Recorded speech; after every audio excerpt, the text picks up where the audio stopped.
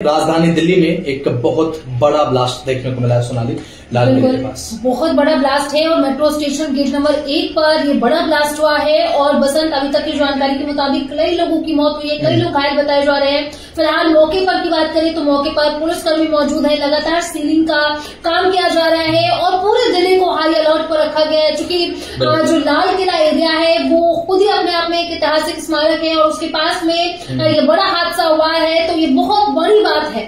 इसलिए भी क्योंकि रेड फोर्ट के आसपास अब बात करते हैं तो बहुत सेंसिटिव जोन है, क्योंकि सिक्योरिटी को लेकर बात अगर करें तो सिक्योरिटी बहुत ज्यादा होती है।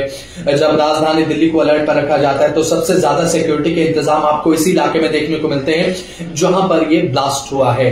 और यहां पर कई चीजें ऐसी हैं जो नोट करने वाली है। ये ब्लास्ट हुआ सोनाली, और बताया जा रहा है कि 1 से 1.5 किलोमीटर दूरी से इस ब्लास्ट की आवाज को सुना गया, इस एक्सप्लोजन को सुना गया।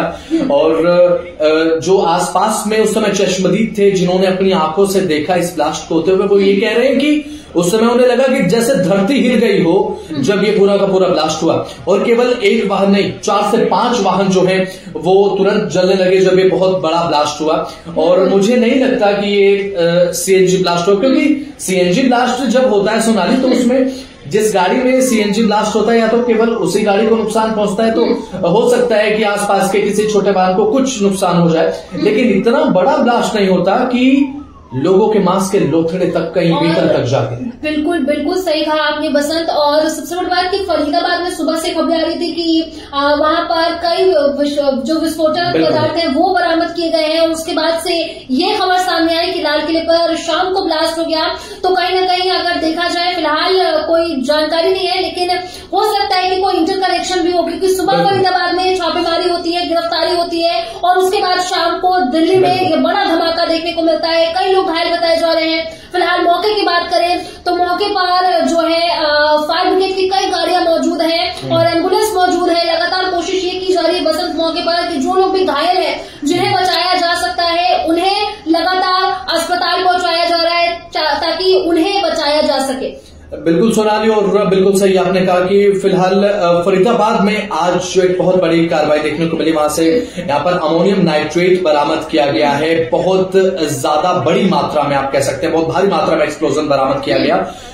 अब ऐसे में हालांकि हम इस बात की पुष्टि नहीं करते हैं कि दिल्ली का मामला फरीदाबाद के मामले से कनेक्ट है, लेकिन यहाँ पर अगर जांच एजेंसियां जांच करती है, उनकी जांच में अगर कुछ सामने आता है तो ये बात कही जा सकती है। लेकिन अब फिलहाल हम इस मामले की पुष्टि नहीं करते हैं। लेकिन अब देखने की बात यह है कि इस ब्लास्ट को लेकर जब जांच एजेंसियां काम करेंगी, अपनी शुरुआती जांच रिपोर्ट में वो क्या कहते हैं, उनकी सबसे पहले औपचारिक रिएक्शन पर सभी की नजर है कि यहाँ पर जांच एजेंसियों की तरफ से, पुलिस की तरफ से, एजेंसियों की तरफ से क्या कहा जाता है। क्योंकि फरीदाबाद में जैसा कि आपने बताया कि विस्फोटक सामग्री भारी मात्रा में बरामद की गई है, उसके बाद राजधानी दिल्ली में शाम को एक ऐसी जगह पर ब्लास्ट हो जाना जो कि एक बहुत बड़ा पब्लिक प्लेस है और लोग घूमने फिरने के लिए भी उस इलाके को चुनते हैं जहां ब्लास्ट हुआ। और सिक्योरिटी के पॉइंट ऑफ व्यू से बात अगर करें तो सिक्योरिटी के तमाम पैरामीटर्स यहां पर फॉलो किए जाते हैं, लेकिन इसके बावजूद यहां पर ब्लास्ट हो जाना तो कहीं ना कहीं एक जांच का विषय तो है। सुना बिल्कुल सही कहा आपने। और शाम का समय जब सारे लोग जो हैं वो अपने घरों से निकलते हैं, घूमने निकलते हैं, मार्केट निकलते हैं, ऑफिस से निकलते हैं, और आपने देखा भी कि किस तरीके से 6 से 7 गाड़ियां वहां पर जल रही थी और धमाके की आवाज आ रही थी। कई गाड़ियां ऐसी थी वहां पर बसंत जिनके पर खच्चे उड़ चुके थे। तो फिलहाल जो है इस मामले को लेकर के पुलिस अभी पता लगाएगी, जांच करेगी कि आखिर ये मामला क्या है, क्या सिर्फ एक मामूली धमाका है या फिर इसमें कोई आतंकी जो कनेक्शन है, क्या ऐसी कुछ चीजें हैं। तो फिलहाल ये जांच का विषय है। बहुत बड़ा सवाल है ये कि क्या कोई ऐसी नफरती सोच का ये नतीजा है जो हमने दिल्ली में देखा है।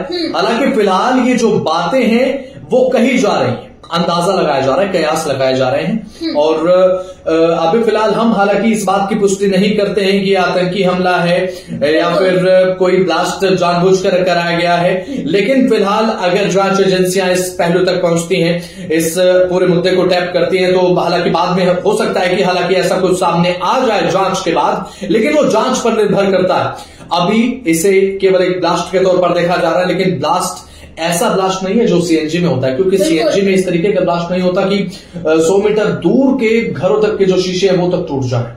बिल्कुल सही कहा आपने। और जो इलाके के लोग हैं बसंत, वो बिल्कुल डरे हुए हैं और उनका कहना है कि जिस तरीके से उन्हें आवाजें सुनाई दी, कई लोग तो ये कह रहे थे कि पीछे का जो घर का छत है वो गिरा और लोग दुकानों से बाहर आ रहे क्योंकि उन्हें लगा कि कहीं ये दुकान न गिर जाए। तो बहुत बड़ी बात है। और सिर्फ जैसा कि आप बार बार कह रहे हैं कि सीएनजी अगर सिलेंडर में ऐसा कुछ धमाका होता है तो ये इतना जोरदार धमाका तो नहीं होगा जिससे घर की छतें गिर जाए, शीशे टूट जाए। और वहां पर बसें भी मौजूद थी जिनकी जो शीशे हैं वो टूट गए।